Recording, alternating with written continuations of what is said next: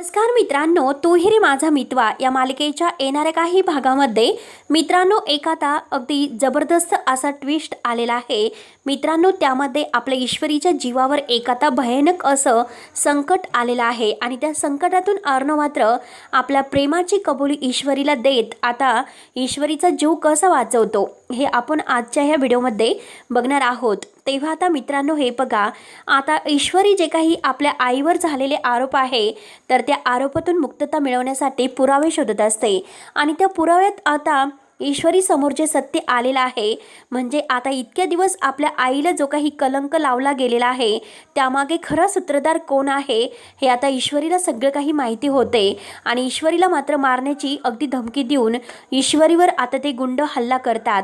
आता हल्ला केल्यानंतर मात्र आता ईश्वरी अगदी भयानक अवस्थेत आहे, तिच्या अगदी जीवावर बेतलेला आहे इतकं तिच्यावर आता हे जे पत्रकार आणि वल्लरी हे सगळेजण हल्ला करतात। परंतु आता मात्र त्यामध्ये आता हा उदयकांत सुद्धा आहे। जेव्हा आता उदयकांत हा मात्र यामध्ये आहे हे अगदी अर्णवला समजणार आहे, ते मात्र बघितल्यानंतर आता पुढे काय होणार आहे, कारण आता अर्णव जेव्हा आता ईश्वरी करत असतो परंतु ईश्वरी आता सांगता सांगता अगदी बेशुद्ध होते। ती अगोदर अर्णवला म्हणते की हे बघा अर्णव सर, ईश्वरी अगदी तिच्यावर हल्ला झालेला आहे आणि ईश्वरी त्यामध्ये इतकी जबर जखमी झालेली आहे, तिच्या डोक्याला सुद्धा मार लागलेला आहे। त्याच वेळेस तिथे मिस इंदोर करत अगदी अर्णव येतो।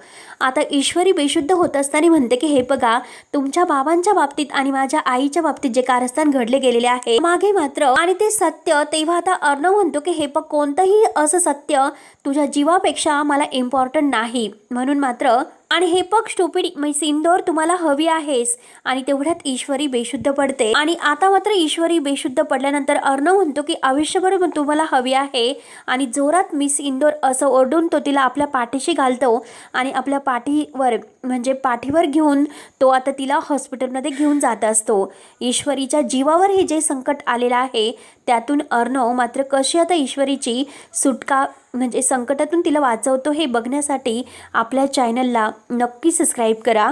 धन्यवाद।